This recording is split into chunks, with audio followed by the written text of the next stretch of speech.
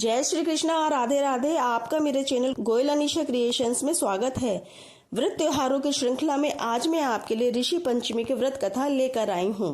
यह पर्व भाद्रपद शुक्ल पक्षमी की पंचमी तिथि को मनाया जाता है और इसे ऋषियों को समर्पित एक विशेष व्रत के रूप में माना जाता है। इस दिन सप्त ऋषियों कश्यप, अत्रि, भारद्वाज, वशिष्ठ, गौतम, जमदग्नि और विश्वामित्र की पूजा की जाती है। यह 7 ऋषि ब्रह्मा, विष्णु और महेश के अंश माने जाते हैं। ये ही वेदों और धर्मशास्त्रों के रचयिता माने जाते हैं। माना जाता है कि इस व्रत को करने से सभी प्रकार के पापों से मुक्ति मिलती है और जीवन में सुख शांति आती है।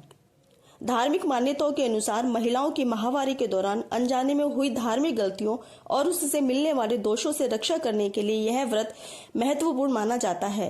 गणेश चतुर्थी से अगले दिन ऋषि पंचमी का व्रत आता है। यदि आप व्रत कर रहे हैं तो इस पावन दिन व्रत कथा अवश्य सुननी चाहिए, तभी यह व्रत संपूर्ण माना जाता है। आइए अब कथा को प्रारंभ करते हैं। विदर्भ देश में एक सदाचारी ब्राह्मण रहता था। उसकी पत्नी बड़ी पतिव्रता थी जिसका नाम सुशीला था। उस ब्राह्मण के एक पुत्र और एक पुत्री थी।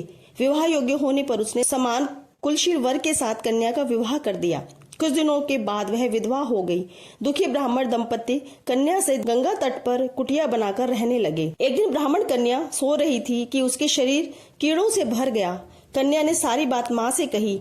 माँ ने अपने पति से सब कहते हुए पूछा, प्राणनाथ, मेरी साध्वी कन्या की यह गति होने का क्या कारण है? ब्राह्मण ने समाधि द्वारा इस घटना का पता लगाकर बताया, पूर्व जन्म में भी यह कन्या ब्राह्मणी थी। इसने रजस्वला होते ही बर्तन छू दिए थे।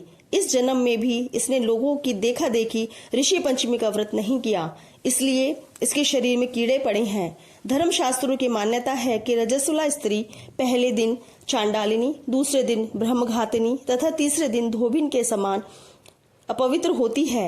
वह चौथे दिन स्नान करके शुद्ध होती है। यदि यह शुद्ध मन से अब भी ऋषि पंचमी का व्रत करें तो इसके सारे दुख दूर हो जाएंगे और अगले जन्म में अटल सौभाग्य प्राप्त होगा। पिता की आज्ञा से पुत्री ने विधि पूर्वक ऋषि पंचमी का व्रत एवं पूजन किया।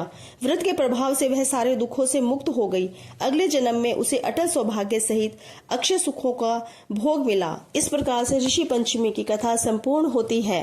इसी प्रकार की व्रत कथाओं और महात्म्यों को, एकादशी महात्म्यों को सुनने के लिए मेरे इस चैनल को सब्सक्राइब जरूर करिएगा और आपसे निवेदन है कि सभी भक्तजनों को ज्यादा से ज्यादा शेयर, लाइक और कमेंट करके जरूर बताइएगा कि हमारा ये प्रयास आपको कैसा लगा। जय श्री कृष्णा, राधे राधे।